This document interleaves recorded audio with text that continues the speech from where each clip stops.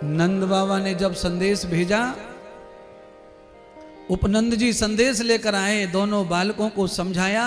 कान्हा ने, कन्हैया जी ने चाचा को कहा, चाचा बाबा को कह दो हम इंद्र की पूजा नहीं करेंगे, क्योंकि हमारी गायों की रक्षा तो गोवर्धन ने की है। जो विपत्ति में साथ आए वही भगवान है, हमारा तो गोवर्धन भगवान है।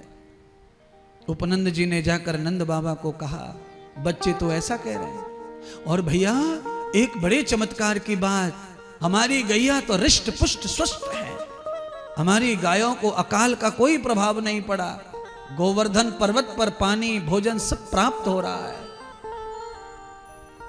और वो गोवर्धन को भगवान मान करके उसी की पूजा करना चाहते हैं। नंद बाबा ने कहा, पुत्र जैसी उनकी इच्छा।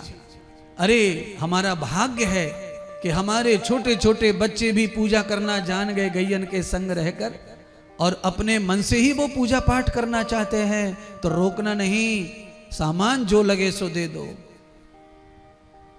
क्या सामान चाहिए? तो कहा, ये लिखा, अन्नकूट का 56 भोग, दूध दही शहद यमुना जल, और हीरे मोती से जड़ा हुआ एक मुकुट जो गोवर्धन भगवान को पहनाना है। सारे ब्रजवासियों में न्योता दे दिया नंद बाबा ने, क्योंकि पहली बार बाबा के लाला कर रहे हैं पूजा।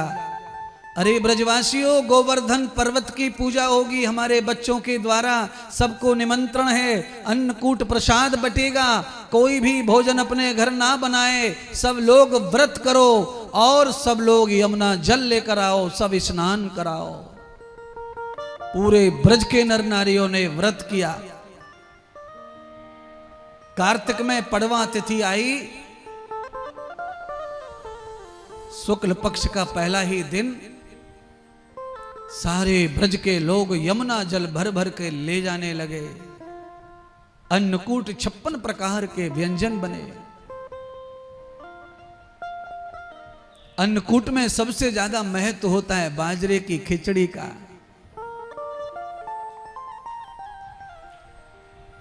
बाजरे को थोड़ा सा गला करके कूट करके जब पकाते हैं तब वो शरीर के लिए वरदान बन जाता है, पुष्टि के लिए। सारे ब्रजवासी पूजा के लिए जल लाए, अभिषेक करने लगे।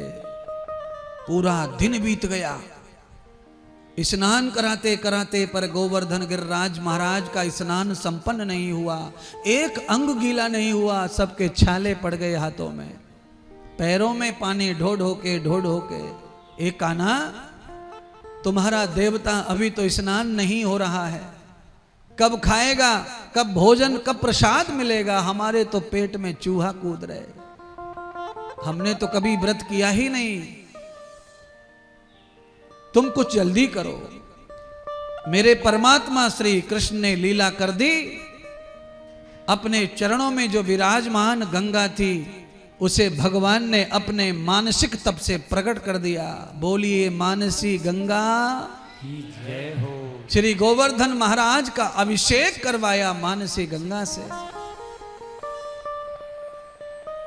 मानसी गंगा का मतलब है कुछ नहीं है अपने पास, आंख बंद करके परमात्मा को समर्पित हो जाओ और परमात्मा से कहो, प्रभु आप गंगा स्नान कर लीजिए, आप ये भोग ले लीजिए। क्यों? हमारे पास नहीं है, पर दुनिया में कोई न कोई भगवान को भोग परोस रहा होता है, उस समय आपके कहने से प्रभु उधर से उठा के खा लेते हैं और फल आपको प्राप्त होता है। ये मानसिक भाव है, जरूरी पदार्थ नहीं है, जरूरी भाव विशेष है।